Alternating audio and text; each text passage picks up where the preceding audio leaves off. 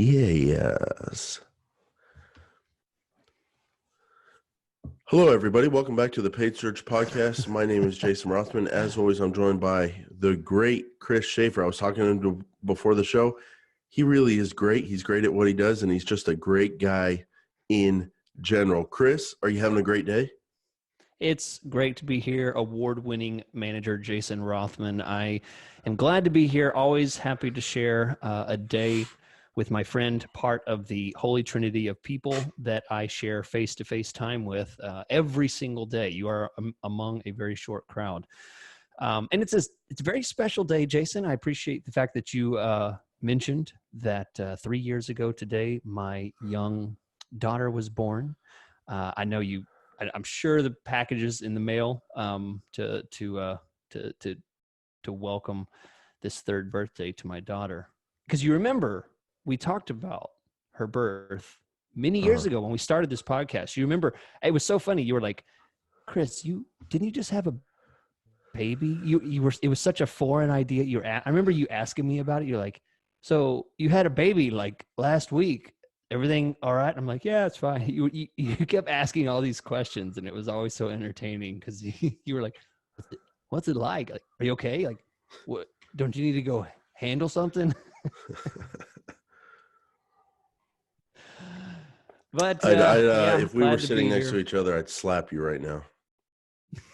Just so you know that. Chris likes to walk right up to that line of personal information and thinks he's a freaking breaking news telereporter or something just because I made fun of him and said he used to be because he's so good looking. Used to be a baseball coach, used to be a salesman, who knows what else. But I stopped doing that, but he still does the personal stuff. And if I was next to him, I'd slap him, and maybe that would be good for our ratings. But Chris, this is the 186th episode of the Paid Search Podcast, and we're on fire right now. We're going to keep this thing going. 1,000 episodes. Yep. Let's do it. Yeah, let's do it. 1,000. So in order to get to 1,000, guys, we need a little help, and we are so thankful for the help that we get from Opteo. opteo.com/PSP. They are our sponsor, regular sponsor, and you hear me talk about them all the time because they're a really cool software. If you're not familiar with it, let me give you a brief glimpse of what you can do with this software. You can optimize bids, test ad creative, analyze search terms, structure your accounts, your campaigns, optimize your display campaigns, do all these time-consuming processes that just will eat up your day. Opteo is there to help you get it done faster. These tasks that, if you're a Google Ads manager, you got to dig in, you got to do them. You're going to have a checklist, you got to get things done, you got to have a process.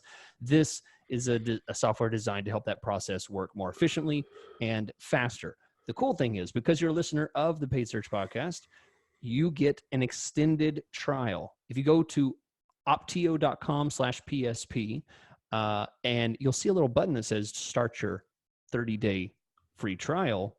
Well, guess what? Down at the right-hand corner, there's a little chat button. Say, hey, actually, I would really love an extension on that. Could you do that? They will give you an extended trial just for you because you're a listener. So try it out completely free. You're going to like it, as many of our listeners do, and we appreciate their sponsorship of the show.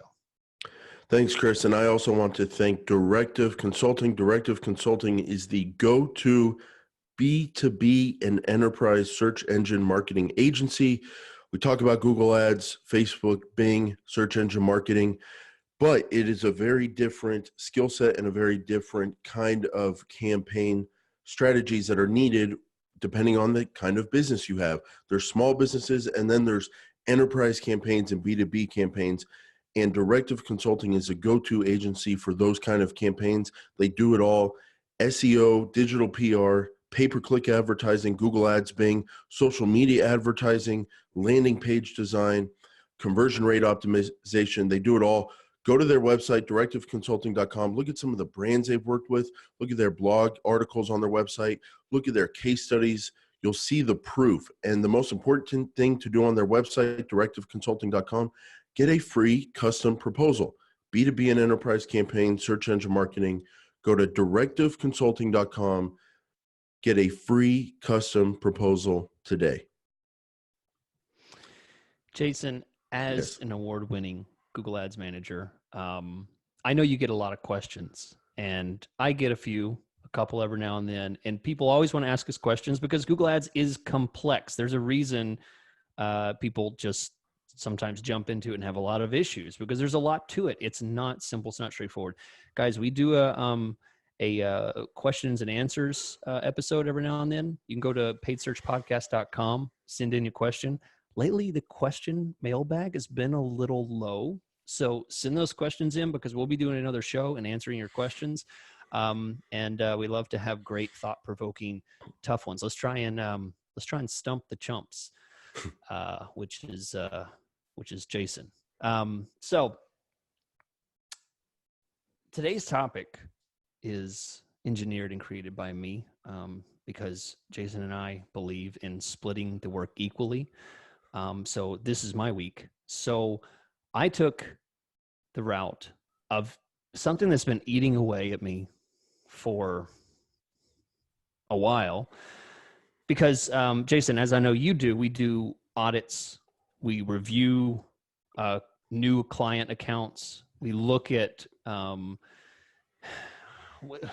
stuff sometimes and it's a train wreck, and it brings a tear to your eye when you see some of the things that are going on inside of accounts. And today what we're going to do is we're going to give 3 tips on the things that we see, and then 1 bonus tip that Jason has thrown in for me unwillingly.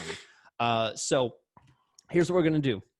And here's the cool thing. If you guys listen all the time, you know, I'm all about being straightforward and honest.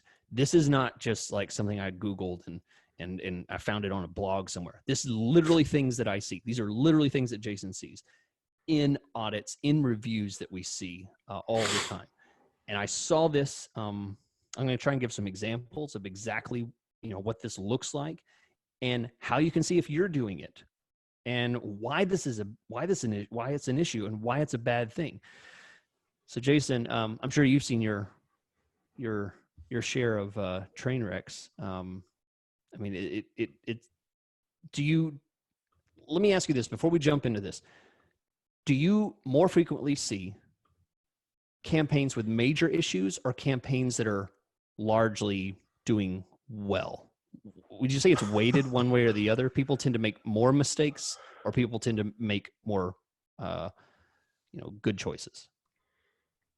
Well, if they're coming to us, it would be, I would say more so there's issues with their accounts and they can make them better.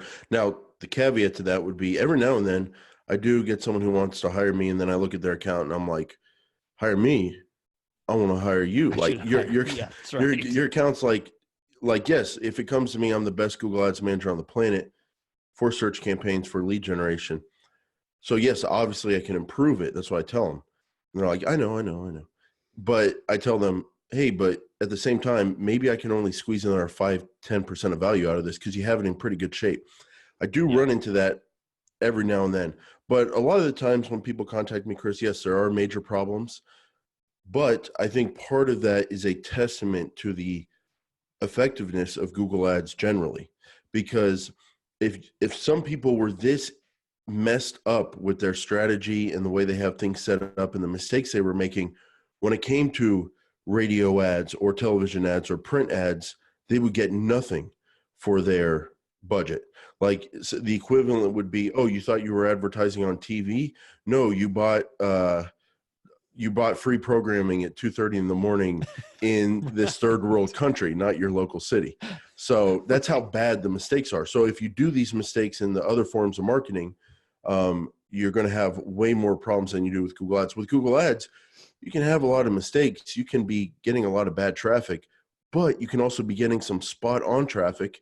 If you do a B2B campaign like you do a lot, Chris, you'll know that, man, one link can change a company's business for that whole quarter or whatever, and it makes advertising worth it. So I think, yes, I see a lot of issues, but that is a testament to the overall effectiveness of search engine marketing and primarily Google Ads. That's a great point, because I very often hear people say, before I look at the campaign, they say it's been doing really well. Largely we get, I think the campaign's, doing what it should. I just love to have it be more effective. Then I jump in, I'm like, oh my gosh, this is bad. I mean, like, there's all kinds of mistakes, but it still works for them. So, I mean, the encouraging thing is, no matter what you do in Google Ads, how bad it is, very often the system still works for you. So I think that's a great point. So sometimes just the integrity of the Well, then quality of the imagine search traffic. how much better we can make it when it is not in good shape. They think it's performing great because it is helping their business, and then we come in and make it awesome. Right. You don't see it until you get someone in it that knows what they're doing. So. All right, so let's get to it. Number one, this is honestly when I was coming up with this is the number one thing, and I saw an example just this week with this. So number one is measuring a non-converting action as a conversion. So that's all Google Ads speak for basically looking at a metric that shows a conversion and assuming that it's truly a conversion, a value to your company. It is a phone call. It is a form completed. But when I dig in and I find, oh, this is a SMART goal, right, from analytics. This does not determine a revenue generating action. And that is literally the only thing that has driven the success of the campaign. They don't look at the search terms. They just see, they see click-through rate, they see cost per click, they see conversion rate, cost per conversion, and they think, done, I'm hitting it. They don't know what kind of traffic quality they're getting. They don't know what kind of bids. And then to compound that, what really always makes my heart go aflutter is when I see a campaign that's using SMART goals or some kind of newsletter sign up or some kind of transaction value action tracked as a conversion, and then they're using CPA bidding or maximize conversion bidding. So basically what the system's doing is it's continually to feed itself on, these are the people that don't bounce on your website. These are the people that don't leave immediately. And it keeps feeding that. But what it's missing in that loop is, okay, those are the people that don't bounce, but maybe it's because they're researchers and they're just looking stuff. Maybe they're not low enough in the funnel. They're ready to purchase yet. So you have a bunch of non-bouncing visitors, but nobody's ringing your phone. Nobody's filling out your form. In reality, what you need is to shove that whole funnel up so that you can get lower into the funnel and get that stuff that truly does convert for you. So the loop of just non-converting actions being the gas to your system will just kill it. I mean, it won't kill it. It'll keep going, but you'll never truly get to that next level because you're measuring a revenue generating action as your conversion. So, Jason, I'm going to get to you in a second. I'm going to explain very quickly. Here's how to figure out if you're doing that. I have two different ways. Number one, go to your tools button up at the very top of Google, top right, and then go to conversions. Okay. And then look at the name of your conversions. Okay. Are these names things like SMART goal, time on site, interest form, or something that is not necessarily a qualified lead for you? Maybe you have a contact us form, but you also have a quote form. Maybe the quote form is much better because it's very long. It's very specific. And if someone's going to fill out that quote form, they're qualified, right? Consider what you're measuring, considering where these conversions are coming from. So if you don't see something that's qualified, that is going to be from a qualified visitor, phone calls, things like that, question what you're doing. Number two, look at the conversion data at the search term level. Okay, I'm going to give you some specific instructions. Go to your search terms, filter for everything with just one click. Okay. Now, on your search term screen, now look at the past 30 days or something. Do a long term. Filter everything that has one click. Now look at your conversion column. Do you see things that have one click, and over to the right it shows 2 or more conversions? right? So if you see one click leading to multiple conversions, you are now doubling your transaction or your conversion volume for one click, unless you sell something that you can actually sell it to one click multiple times, which is, I can't think of one client that does that on a regular basis. So it's probably inaccurate. You are probably doubling your conversion data, and you think you have an $80 cost per conversion, but in fact you have a $160 cost per conversion because you are doubling your conversion volume. It's making your metrics look better than they are. So that's it. That's the number one thing that I see that people think it's doing good. I'm getting conversions, but in reality, when you dig into those conversions, it's an ugly picture. And so the reason you don't like those, you're not putting much, you haven't, I don't know how to phrase it the right way, that you just don't have a good vibe about those goals that are like time on site, if there's bounce rate, newsletter sign up. Is it because you've seen the value of understanding real goals like lead form submissions and phone calls that last a certain amount of time? Yeah. I mean, if I get them on the phone and I say, hey, you want me to get people to sign up on your newsletter or stay on your site for 2 minutes, or do you want me to have them fill out your quote form or give you a call? They'll obviously say, oh, I want my quote form or phone calls. That's what I want. So why are you spending money generating a system that continually puts out time on site and newsletter signups? Good point. And there's no excuse not to have that tracking on your site, because you do the free Google ads, website call tracking. You put that code on your site, you can track every phone call you get, calls from ads you track, and then lead form tracking you can track with Google Ads conversion code. And the pushback might be, well, I don't know how to edit my website and add this code. Well, you do know how to spend $1,000, $2,000 a month on Google Ads. So if you have that money to invest or spend, why can't you find someone to help you with your website and get these codes on your website so you can actually know what real conversions you're getting from Google Ads? So yeah, I see it a lot too, Chris. The lack of respect for conversion tracking it's a big problem. People are missing out. It's not a big problem for me because it allows me to take advantage of other people who aren't doing that compete with my clients. And so we run better campaigns. But I think for just people themselves that are doing this, they're not utilizing this great tool the way it could fully be utilized. The only thing I'd add, Chris, is I like the segment button on the campaigns tab or whatever tab you're on. You segment out by conversion.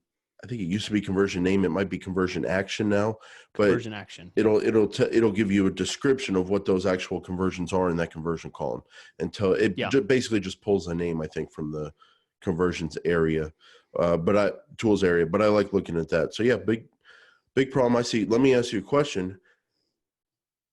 Would you rather be doing these goals for time on site, pages viewed, all that kind of stuff, and optimizing for that? Or would you rather have no conversion data and be laser focused on cost per click and search terms? The latter. I would rather have no conversion data and instead focus on the bounce rate information that I can get separately. I don't need the conversion that is focused on bounce rate and stuff like that. I'd rather see it in that column and then get something else. I think my kind of ideal, if I'm not able to get my full goals on there, like lead forms and calls, I would like a time on site conversion of X amount of minutes from Google Ads or from Google Analytics to go off of that. And then I would just use that and I would go off of search terms and manually controlling that cost per click to where I wanted it. If I can't get the full conversion, sweet. Yeah. All right. I got one more. And this one, I mean, it wasn't a much of a contest, but this is definitely a number two on what's important. So number two, and I see this all the time. I see campaigns that, with good intentions, someone sets up a bunch of keywords that are very specific to industries, subcategories of things they sell, services, geographic areas. They set up 15 ad groups, right? I mean, they follow our lazy man builds that we talked about many episodes ago, and slowly build their campaign into something that works well. And then over time, they just kind of let it sit and run, which is fine. But the problem is there's one broad match word in there somewhere, or there's a modified broad that only has a plus on one of the words, or maybe on two words, something like that.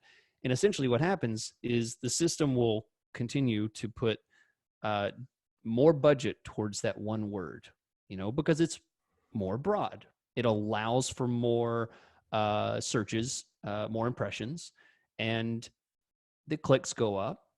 And then you start looking at 2 months, 3 months, 2 years, 4 years, and you realize your thousands and thousands of dollars that you've spent is 40% or more. I've seen, 80% of the spend over months and months and months will come from one or two keywords. And these words don't represent exactly what the client does. Like it'll be, we talk about movers all the time because it's just such an easy example. It'd just be movers modified broad, that's it. No geographic, no specification of the type of movers or, hire a mover, anything like that. It's just movers. That's thrown in there with everything else. And then the system is running on maximize clicks, or it's running on something like that just allows it to continue to spend. And before you know it, maybe you have a good working campaign, but you have a cost per conversion of $80. But that $80 cost per conversion is largely generated by these $20 cost per conversion keywords that only get 10% of the spend. The other 90% of the spend comes from this one keyword that has $120 cost per conversion and just keeps grinding out tons and tons of traffic, but the CPA is awful. Click-through rate could be awful too on those loose BMMs. Weighing you it turns down. out if you start dissecting these keywords, you realize, oh my goodness, this could be so much better if I just split this keyword up. So here's what you do. Review the search terms for that one keyword. I'll give you exact information on how to do that. If you didn't know it, and I hear this all the time in my training sessions when I do individual training with people, you click the checkbox next to the keyword and then click search terms in the blue bar. You will then see search terms just for that one keyword. You have now looked at just the search terms for that one keyword. And you can now determine, where's all my money going? Turns out movers has spent $300, $400 on movers and shakers, like something completely unrelated. I have this story from years ago when I had this voice talent company that I worked for, and they ended up spending hundreds and hundreds of dollars, maybe thousands. I don't remember how much it was, but on searches for the voice. They're a voice talent company. They sell voiceover services, and they were getting clicks for people looking for the phone number for the voice. The voice? The voice TV show. The what? A what show? Oh, is that a television program? Yeah. Come on, Zoomer. You know. Oh, no, I don't know. I don't watch TV. I don't own a TV. But that is a perfect example of a client that, that it didn't take a huge amount of work to just immediately see, there it is. Bam, you're spending all this money on this one keyword. Turns out a lot of it's from the voice, even though the keyword is voice talent services. It was getting the voice searches. Chris, I have people in my life who are, I don't know if you would call hippie or whatever. They're just anti-you or just anti most things people like. And you try to have a conversation with them about shared cultural references. And you're like, oh, that Jeep looks like that reminds me of Jurassic Park. Jurassic, what park is this? What park is that? A park that you went to? That's just the feeling you get when you talk to them. It's like, you don't sit by them at Christmas, like Thanksgiving, Christmas. You don't even, because you can't even have a conversation with them. I know. Yeah, I hear you, Chris. So problem keywords, but it goes deeper. That I know you're going to tell them to sort by cost. People they get it, Chris. They get it. You just stole my thunder. It's very easy. Go to your You go to your keywords, sort by cost for the past 60, 90 days, whatever. see if you're a victim of this oversight.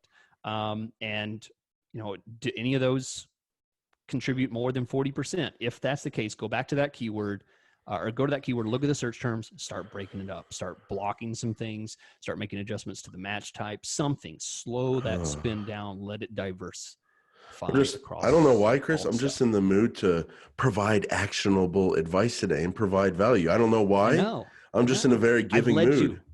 I've led you But down this listen to road. these tips I'm about to give, Chris, how deep they are. Number one, the new interface as of a year ago, I guess, or a year and a half ago when it came out, has a very cool feature I remember you're in love with. You open up the date range, and instead of trying to figure out what was 90 days ago and sorting back 3 months, you just have a little thing at the bottom that says 90 days up to yesterday, 90 days up to today. You can punch in what amount of days you want. So that's a little tip, okay? Number two, they go, oh, but what if I got conversions? I'm actually getting conversions from this, what you think would be a problem keyword. That doesn't look that good. Okay. Click the thing, the keyword, just like Chris said. Highlight that one keyword, look at search terms for that one keyword, blue bar, search terms, sort by conversions, and look at what search terms are actually getting you There you go. conversions from that loose BMM keyword. Oh, are those keywords you would show up on anyway, search terms you would show up on anyway because they're high quality and you have other exact and phrase match to show up on them? So no, you actually really weren't getting anything from this keyword because you'd be getting that good stuff if you paused it still, but you'd be losing all the bad stuff. Isn't that a great tip, Chris? Oh yeah, absolutely. And then my And third tip with this is sometimes it's just not one problem keyword. It's a bunch of loose broad match modified keywords across a bunch of different campaigns or ad groups maybe. And not one of them will stand out as like, oh, this is the one getting 40% of the cost. But if you actually kind of look at where your cost is going, you're like, oh, 3% went to this one keyword, 3% went to this other loose broad match modified, another 7% to this other one. No conversions or conversions you'd be getting anyway from good keywords. It starts to add up. Then you got to do some filter work and pause those loose broad match modifieds that collectively are causing you problems. yeah, and one more final tip. Since you're on a roll here, we're being so super productive. Try this: do a filter at that one keyword search term level. Set up that, click that keyword. Look at the search terms for that one keyword. Then put a filter in for the word. Dallas or something like that. You'll see all the times that one searched included Dallas, and you'll quickly realize, oh my gosh, when people type Dallas, I get a cost per conversion that is a quarter of what the entire campaign. Turns out, wow, that's super valuable, right? Or you may find the opposite when they include the word higher, or cheap, something like that. It's very unprofitable for you, so you turn that one off, you block it. So that's another way to dissect it. Jason, before I give you the floor for your next tip and your bonus tip, No bonus. He just red boxed the bonus. I Same. just had this flash. It was such a funny. I never thought of. I just had this flash of someone just downloading the show for the first time, and they hear you say the words loose BMM. And you said that, and for a second I stepped out of the Google Ads world, and I just have to say, I'm sorry.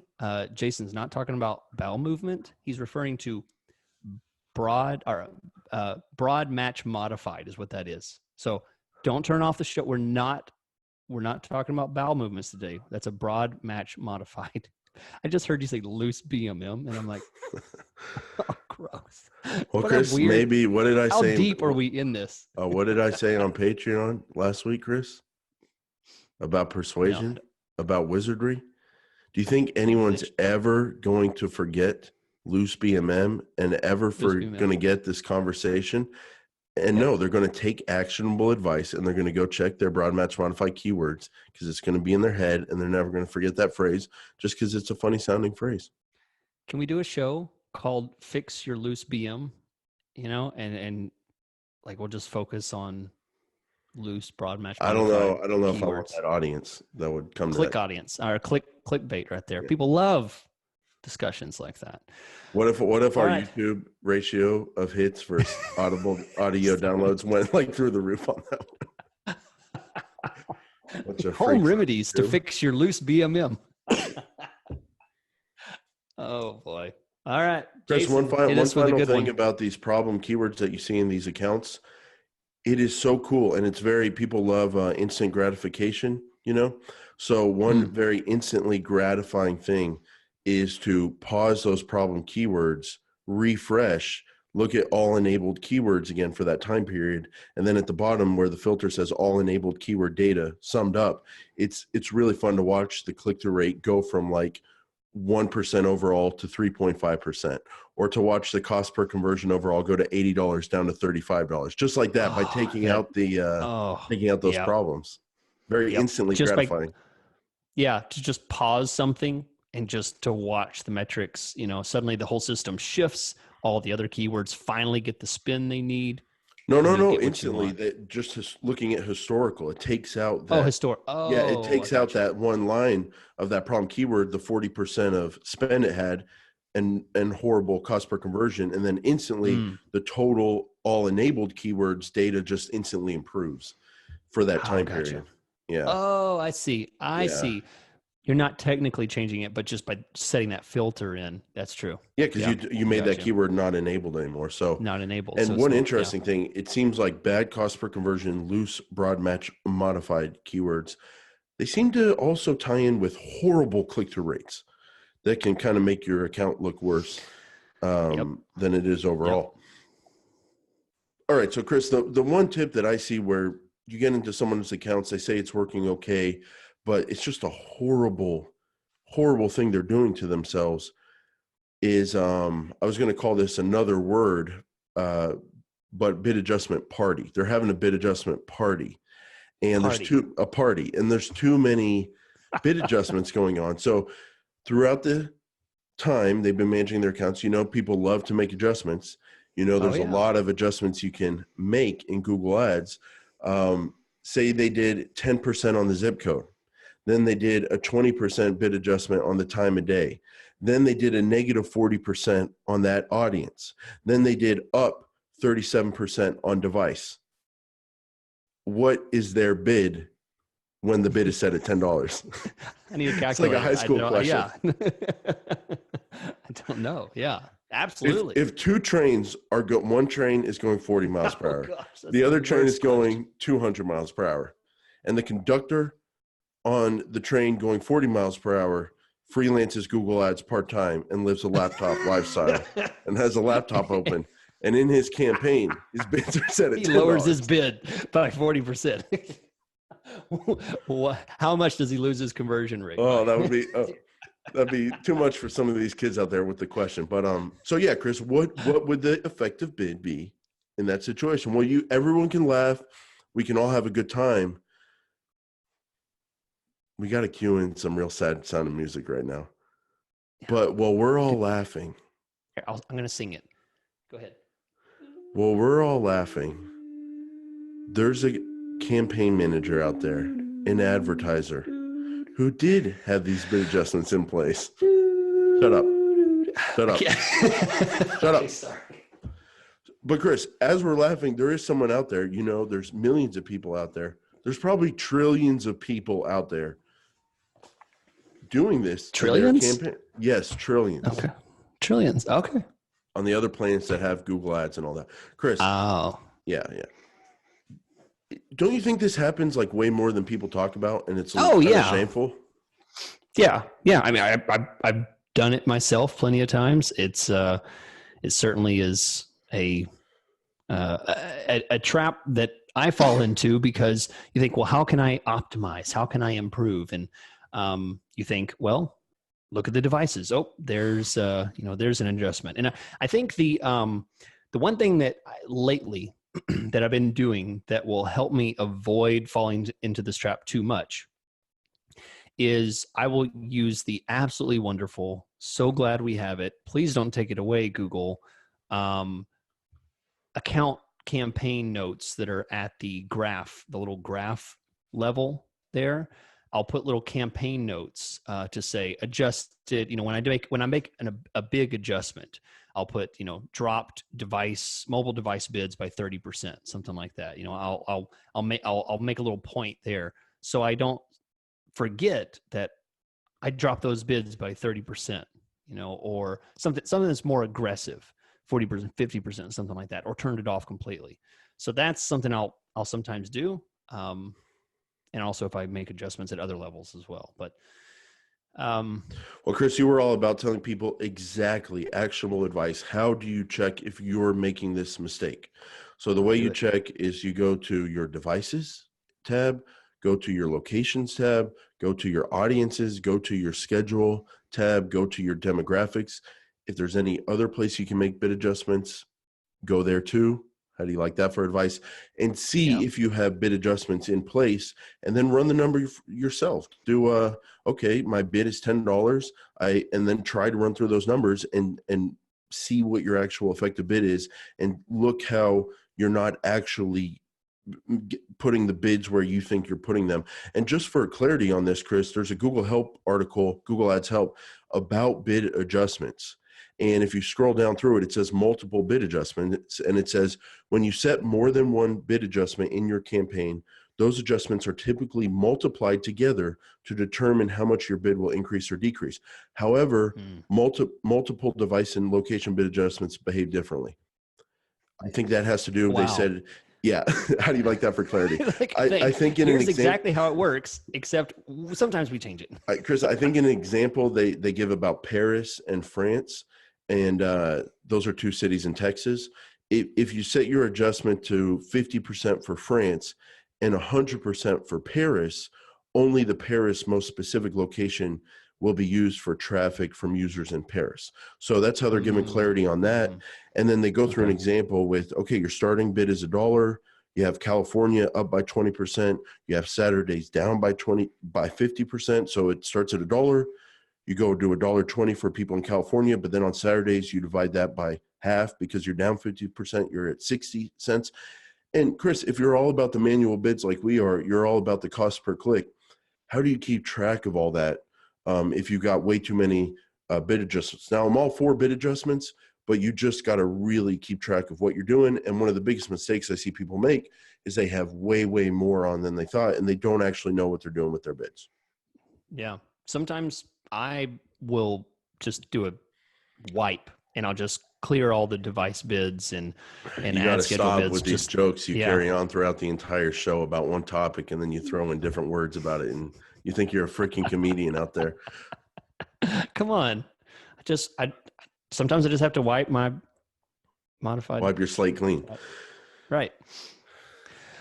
Okay. Jason has a bonus tip. But before we do the bonus tip, I'm going to tell you guys about Opteo. Opteo.com/PSP. That is OPTEO.com/PSP. They have a great tool to help you get things done faster. If there's one thing that you need to remember from this, is it gets things done faster. We all have limited time. And as we've talked about today, there's a lot of things to check. And if you want to make adjustments, you want to see how things are affecting, you want to have a very visual representation of what's happening, not just a system that, can help you get things done faster, but also have a visual representation of how it's affecting the campaign, alerts, graphical representations of up, down, percentage change. All this stuff makes it look great. So you're going to like it, but you need to try it first, because no matter how much I talk, you're not going to get it. So try it out at opteo.com/PSP.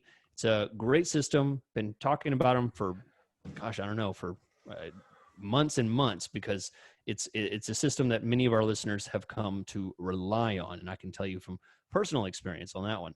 So go check them out, opteo.com/PSP. Thanks, Chris. And I want to give a big thank you to Directive Consulting. If you are a B2B advertiser out there or an enterprise advertiser out there, check out directiveconsulting.com. Better is out there. You deserve more.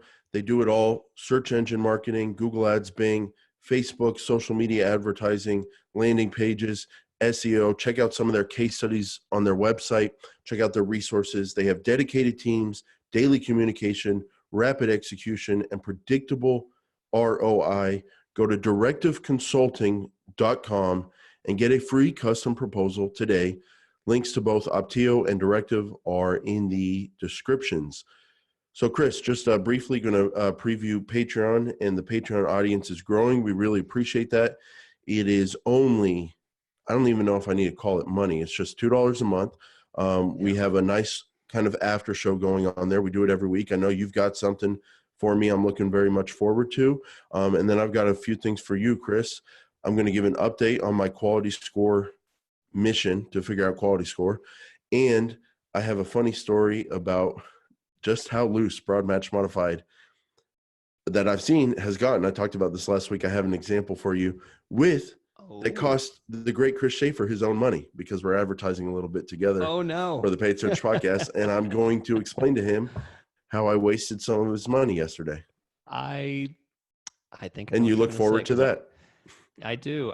So yeah, and I have a story to tell from a client that I launched just this week, that if you're a Google Ads manager, if you're an agency, if you're a freelancer, I mean, this is going to be really valuable because, Jason, I've been doing it a long time, but I still have to learn the hard way sometimes. Sometimes I think I know it all, and I just jump in, both arms swinging, and I get punched right in the nose, and that's what happens. So I'm gonna tell you about my failure. Which everybody, hey, $2 to hear about how Chris Schaefer failed. That's a good deal. That's a good deal right there. All right, guys. Well, we will be back as always next Monday. Thanks for listening. Thanks for subscribing. And we will catch you next week.